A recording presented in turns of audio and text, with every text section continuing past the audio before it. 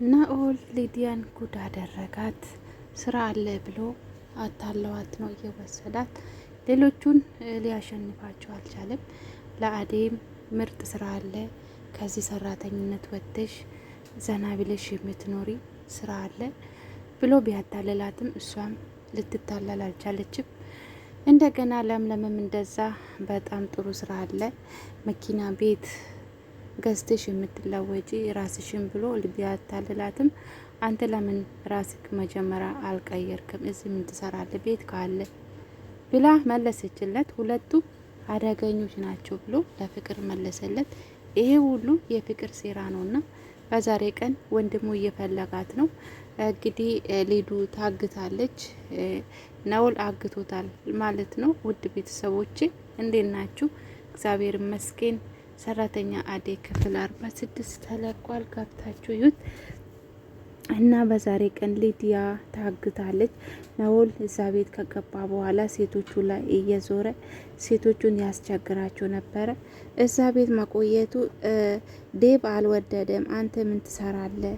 ከዚህ ቤት ውጣ ብሎ ስንት ያባሮ ነበረ። ያው ባርኮት ታውቃላችሁ፣ ለስራ ምክንያት ቤት አይቀመጥም። ዴብ ነው እንግዲህ ቤቱን በሚቆጣጠረው። እንደገና ፍቅር እንግዲህ ሌላ ዘዴ ያመጣችለት ማለት ነው። ዴብ እንደዚህ ከተቆጣ ቤት ተቃጥሏል፣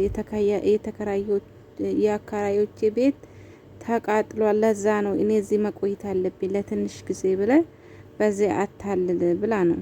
እና ፍቅር እንግዲህ የማትቻል ሴት ናት እና በጣም ከባድ ናት። በቃ ተንኮሏ የማይቻል ተንኮል ነው ተሸክማ ያለችው እና ለዛ ነው በጣም ከባድ ሁኔታ ውስጥ ነው ያለችው። ሊዲያ እንግዲህ ምንም የማታውቀው ልጅ ናት። ምርጥና ምስኪን ልጅ ናት።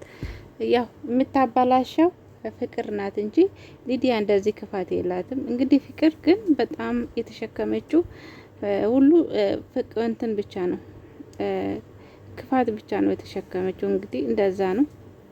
በዛሬ ቀን እንደዛ ሆናለች። ከኤላ ቤት ስትመለስ ነው ያገታት። በጣም ያሳዝናል። እና እንደዛ ነው። ቤዛ ደግሞ አሁንም ጦርነት ከፍታለች። ያው እንደቀጠለ ነው። በዛሬ ቀን ራሱ ያ ነገር ሁላ ሰርታ በድጋሚ ኤላ ጋር ሄዳ እዛ አድራለሁ እያለች ግን ደግሞ ኤላ አባረራት። እንደው ያ ሁሉ ሰርታ እንደገና የሰውን ባል ክፍል ውስጥ አስገብታ ምን ለማድረግ እንደሞከረችው አይታችኋል። ለምለም ባትመጣ የእሷ ጉድ ብዙ ነበረ እና ይሄ ሁሉ ሰርታ እንደገና ደግሞ ይሄ ሁሉ ካደች ማለት ነው። ምንም አላጠፋሁትም፣ ሰክረን ነበር እንዴ አንተ ላስተኛክ ነበር። እና ለምለም ደግሞ በሌላ ነገር ወሰደችው። ለምለም ደግሞ ከናኦል ጋራ የሆነ ነገር የጀመረችው መስለኛል ብላ ደግሞ ለምለምና ኤላን ልታጣላቸው እየሞከረች ነው። ቤዛ እንግዲህ ለምለም የሷ ባህሪ ስለምታቅ በደንብ ለዛ ነው ለምለም የማትወደው እና ባርኮትን እንደማትወደው ለጥቅም ብቻ ለሰው እንደምቀርበው እንዳ በባርኮት አሳብባ ኤላ ስትመለስ አይታ ማምጣቷ ያው ኤላ ያውና ከኤላ የሆነ ጥቅም አገኛለሁ ብላ ማለት ነው። ብቻ በአጠቃላይ ቤዛ ለባርኮት የምትሆን ሴት አይደለችም። ሴት ልጅ በአንድ ወንድ ካልተቀመጠች ይሄም ካየች ለትዳር አትሆንም በጭራሽ። እና ታማኝ ሴት ካልሆነች ምንም ዋጋ የለም። ብቻ መኖር እየተሻለ ነው። ወንድም ይሁን ሴት ታማኝነት በመካከላቸው ከሌለ ምንም ዋጋ የለውም። እና እንደዛ ነው ውዶቼ። ቤዛ ጭራሽ ለባርኮት የምትሆን ልጅ አይደለችም። ቅብጠቷ ምኗ በጣም ከባድ ነው። ጸባውም በጣም በቃ ተቃራኒ ነው። ባርኮት አይታቸዋል። ጸባው በጣም ደስ የሚል ስብና ያለ ልጅ፣ በጣም ጥሩና መልካም አስተዋይ ልጅ ነው። ዴቭም እንደዛ እና እንደዛ ነው ልጆቼ። በዛሬ ቀን ራሱ ከአደይ ጋራ ልደበደቡ ነበረ። እንዴት ከባርኮት ጋራ ይሄን ነገር ታወሪያለሽ እያለች ነበረ። አደይ ደግሞ እኔና ባርኮት መካከል ምንም የለም፣ ባርኮት ወንድሜ ነው ብትል እንኳን ያው መቼም ባርኮትን አትፈልግም፣ ለጥቅም ነው የምትፈልገው። ግን ከአደይ ጋራ ታጣላች እና እንደዛ ነው። ለምለም መታ ነው እንትን ያለችው ያገለገለችው። እንግዲህ ለምለም ከመጣች በኋላ አደይ ራሱ ጠንካራ ሆናለች። ለምለም እስኪዩት ማንም ሰው አይነካት። ማንም እንዳያችሁ ይሄ እንትንም መብቷን ታስጠብቃለች። በቃ ብቻ እንደዛ ነው። ለምለም ጋር ማንም አይደርሳት። በቃ የናካት ሰው መልስ ትሰጣለች። እንደ አደይ አይደለች። እና ቤተሰቦቼ ይሄ ድራማ ውስብስብ ወጥቷል። ናኦል ከመጣ ጭራሹንም ከፍቅር የበለጠ ችግር ያመጣ ሰው ነው። ሴቶቹን ይሄው በአንድ እዛ ቤት ሊወስዳቸው ነው። ሊዲያን ወስዶታል ዛሬ። አሁን ቀጣይ ደግሞ አደይ እንግዲህ 3 ቀን በኋላ እዚህ ቤት እንድትኖር አትፈልግም ፍቅር። እሱ ናኦል ደግሞ አደይን ይፈራታል። በዚህ ዴቭ አለ። እንደገና ደግሞ ለምለምም እዛ ቤት እንድገባ ትፈልጋለች ፍቅር እና እነኚህ ሴቶች ሁሉ ልታግታቸው ነው ማለት ነው። የሚገርም ነገር ነው። ፍቅርና ናኦል እንግዲህ በጣም ከባድ ሰዎች ናቸው። በዛ ላይ ቤዛ እና ያ ቤት ውስጥ መኖር ከባድ ነገር ነው። እንግዲህ አደይ ጠንካራ ስለሆነች ነው እንጂ እዛ ቤት መኖር ከባድ ነው። ባርኮት ቢመጣ ግን ሁሉም ነገር ይስተካከል ነበረ። ባርኮት ለስራ ስለሚሄድ ሁሉም ሰው እየመጣ እንደፈለገ የሚሆን ቤት ሆኗል። እና እንደዛ ነው ውዶቼ። እንደገና ደግሞ